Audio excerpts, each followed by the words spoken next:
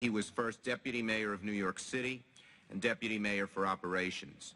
In these posts, he oversaw the day-to-day operations of the city agencies that deliver, among other services, transportation and health, police and fire protection.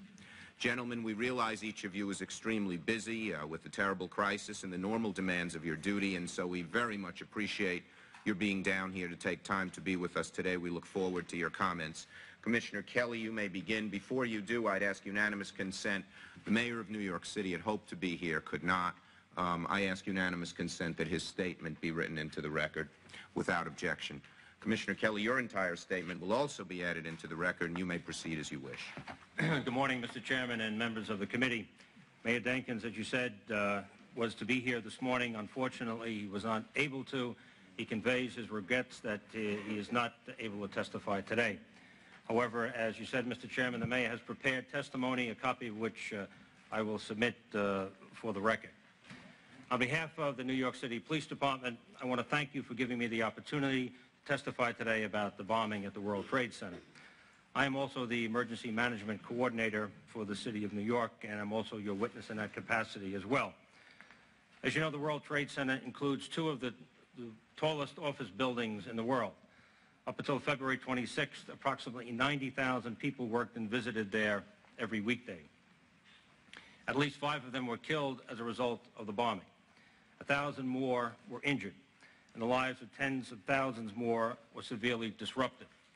Estimates vary, but the losses incurred by businesses and individuals at the World Trade Center are in the neighborhood of $1 billion. The World Trade Center bombing was the largest such attack experienced within the borders of the United States. As such, it has implications far beyond the New York metropolitan area.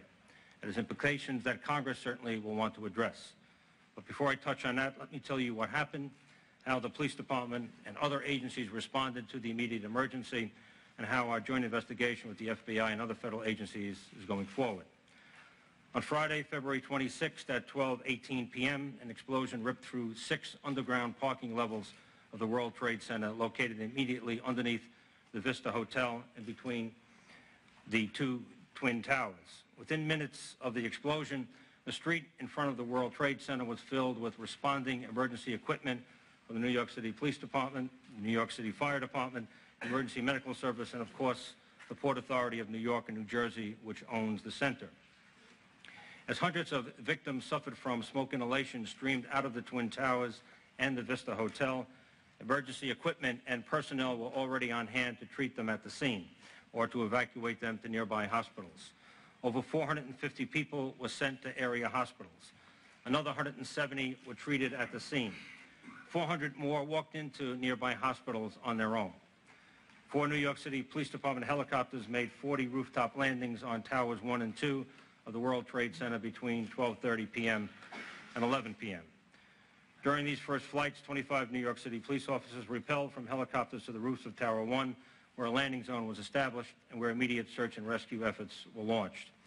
Fighting high winds at nightfall, police department pilots delivered a total of 125 rescue personnel to the roofs. Over 30 people were evacuated to safety aboard the helicopters. On the ground, we established a temporary headquarters across from the World Trade Center at West and Liberty Streets. We established a temporary landing zone at West and Vesey Streets and a temporary laboratory at the Police Academy. A host of police, fire, and EMS equipment was deployed, including mobile light generators, gasoline and diesel refueling trucks, large electrical generators, decontamination vehicles, 125 ambulances, and 119 pieces of firefighting apparatus. Uniformed officers from our police task forces scattered throughout the 5 boroughs were mobilized and brought to bear in the emergency. In all, 2,000 police, fire, and EMS personnel were on the scene. The search of the Twin Towers and the Vista Hotel by police, fire, and Port Authority personnel began immediately and continued through the night. Between 9:30 p.m. and 2:50 a.m., both towers of the World Trade Center were searched for a second time, floor by floor, to make certain no one was left behind. The Fire Department and Port Authority personnel searched the first 50 floors of the Twin Towers, and the Police Department searched from the 51st floor to the roofs. While search and rescue was still underway, the simultaneous turning of our attentions to the blast site took place. Working with agents of the FBI and ATF, here is what we found. You can see the chart. The explosion took place on the B2 level of the underground garage. The blast was so strong that it produced a crater 6 stories deep and about 200 feet wide. The explosion penetrated upward to the B1 level, to the Street 1 level here, where it punched a hole in the lobby of the Vista Hotel. It blasted downward another 4 levels, taking out the World Trade Center's communication system and other vital equipment. Now, the second chart is an illustration that shows the fact that while vertical supports in the blast area were still standing, the lateral supports had been, in fact, blown away. And that's what made the area of the blast so unstable and hazardous for search parties and investigators. When you look at the blast area, it's hard to take it all in. One car was so flattened that it appeared to be one-dimensional. And here is some of what we saw. We just have slides which we'll run through quickly.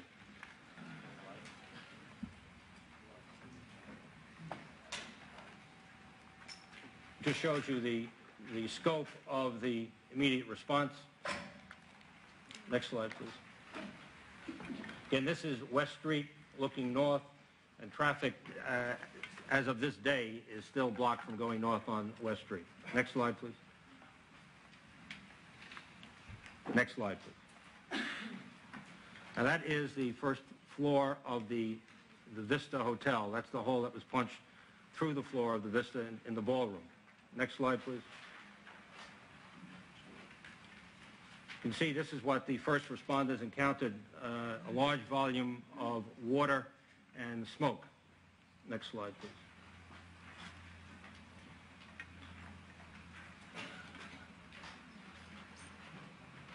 Again, this is coming down a ramp from West Street. This is what you see immediately as you turn the corner on the ramp. So some of the cars that were near the blast site, you can see the car turned totally upside down, and all the rubber had burned off that car, and that's the heat in the immediate vicinity of the explosion. You can see this illustrates the chart that we spoke about before, that the floor is totally gone, therefore the beams are unsupported. Again, that illustrates the fact that the floor, that is the B2 level, and goes down to the B3 level, that's simply not there. Again, another car close to the bomb site. Now, what this illustrates, I'm told by bomb experts, is the speed of the explosion, because you can see the rubber on this car was not burned. So apparently there's some indication as to the speed of the explosives, and it gives some indicators to our technicians. Again, this is looking down into the B3 level from the B2 level. Again, showing that the beams are unsupported. This just shows the hazardous conditions that still exist now for workers at the site. The walls have collapsed, and of course there's a shoring up process that's ongoing, but we had to suspend operations as a result of cinder blocks such as this and walls such as this falling down. Next slide, please. That's it? Okay.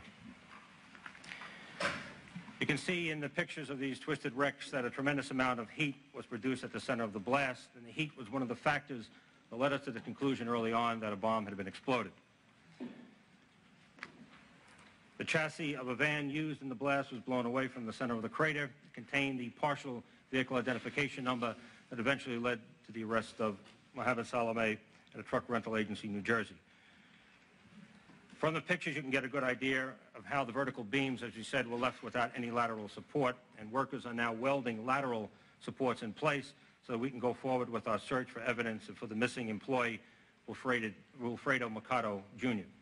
The successes in the investigation to date stem directly, in my judgment, from the fact that the New York City Police Department and the Federal Bureau of Investigation have a long working relationship. Our Joint Bank Robbery Task Force was the first cooperative effort in the nation and remains a national model. Our Joint Terrorist Task Force is now 13 years old, and we work cooperatively every day of the year.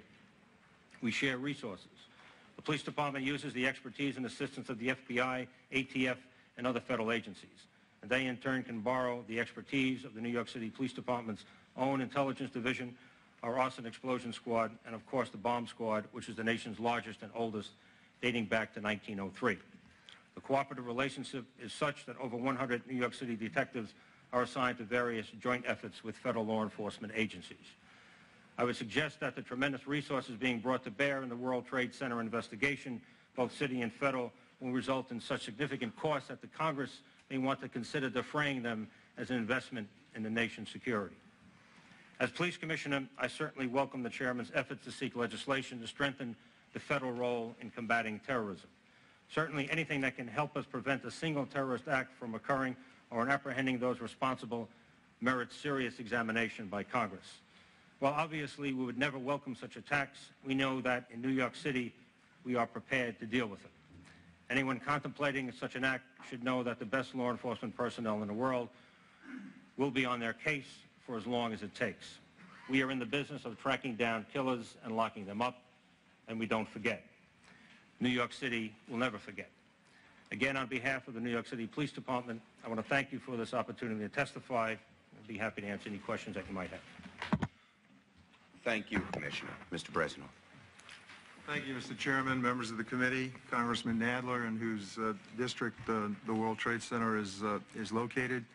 I regret having to appear before you today under such tragic circumstances. 4 of the 5 people who were killed are Port Authority employees. The 5th was a visitor to the Trade Center, and a 6th person working for the Vista Hotel is still missing. But I welcome your invitation to share my perspective on this terrible incident, and more importantly, on the search for lessons that can help us to minimize the chances of such attacks anywhere in America in the years ahead. A primary focus for us since the blast has been to locate Mr. William Mercado, who is still listed as missing. Together with federal, state, and local authorities and specially trained canine rescue squads, we have aggressively searched every area that is structurally safe, but as yet have not located him. These efforts will continue, and as heavy equipment is moved in to remove major slabs of concrete, we plan to move into those areas as soon as possible. Before describing what happened on Friday from the perspective of someone who was there, I was in the tower and was evacuated ultimately with thousands of others who tenant the 2 towers. I want to emphasize the World Trade Center complex will soon be fully operational, demonstrating in the most direct way that we will not be defeated by terrorism. As we meet today, 4 of the 7 buildings of the World Trade Center complex are operational. The vital commodity exchanges have been operating since last Monday with concurrence from the New York City Fire Department. Our PATH rapid transit system also resumed operations into the World Trade Center terminal that same Monday morning. And PATH handles 200,000 daily riders. Most subway operations back into the complex also resumed last Monday. Most major building mechanical and life safety systems have been restored and successfully tested. Structural steel bracing has been installed and debris removal will begin shortly. We are on schedule in moving toward reopening of the Twin Towers. We have been working around the clock and expect that no later than April 1st, we will begin the phased move back, and with some luck and continued hard work, we can shave a number of days off of that date.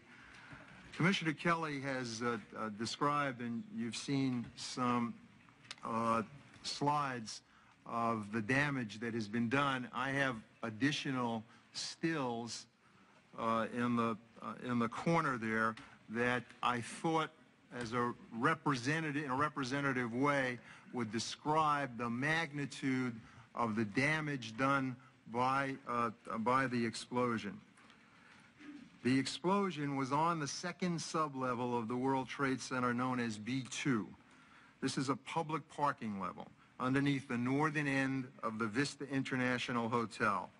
The blast ripped upward. What you see here now are the ramps in the garage on B2 level, and if you move those, Paul, there'll be 2 different shots of those ramps, and then looking down into the crater. The force of the blast flew downward in an ever-widening circle and compressed